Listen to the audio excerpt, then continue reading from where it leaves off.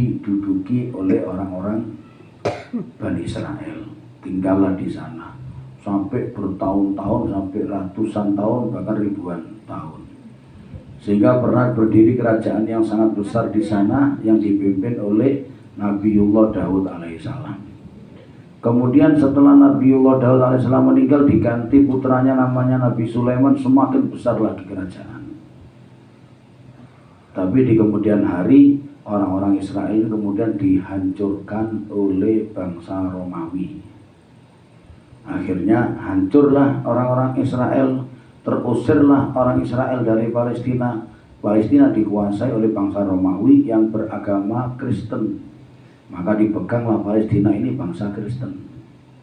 Kemudian di zamannya Sayyidina Umar bin Khattab, ini Palestina ini direbut, diambil alat perang. Akhirnya Sayyidina Umar waktu itu pimpinan panglimanya siapa namanya, itu menang, kalah lah, sehingga Palestina jatuh di tangan umat Islam.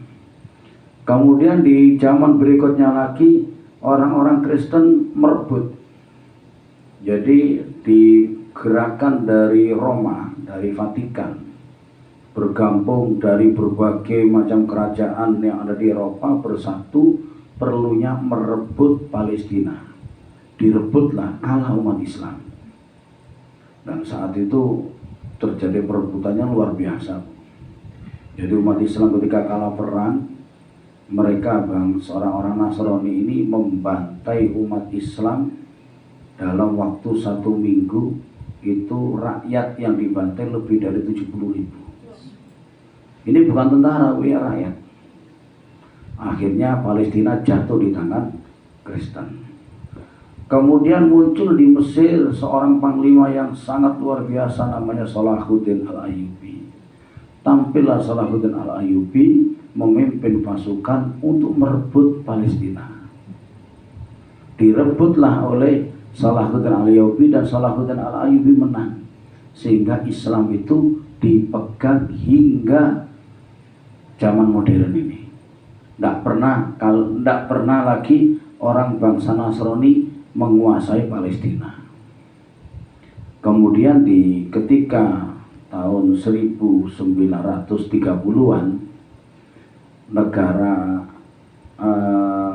kekhalifahan Utsmani, kekhalifahan Turki udah mulai melemah kekuatannya, maka Inggris menjajah di berbagai negara Arab. Jadi negara Arab itu dikuasai oleh Inggris, termasuk juga yang dikuasai adalah Hijaz. Hijaz juga takluk pada Inggris. Hijaz itu sekarang Makkah Madinah. Kemudian orang-orang Inggris ini berusaha untuk memberikan negara kepada bangsa Israel. Jadi bangsa Israel bertahun-tahun tidak punya negara, Bu, ya. Dari zaman Romawi jatuh sama Romawi itu orang Israel tidak punya negara. Bahkan sempat di zamannya Hitler, yang penguasa raja yang ada di Jerman, itu pernah bangsa Israel yang ada di Jerman itu dibantai lebih dari 6 juta orang Israel yang mati. Matinya pun tidak ditembak.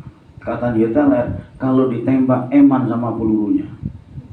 Jadi dimasukkan ke sebuah tempat gudang, kemudian diasapi racun. Biayanya lebih ringan. 6 juta jiwa. Kemudian bangsa Israel pindah lagi ke sana kemari.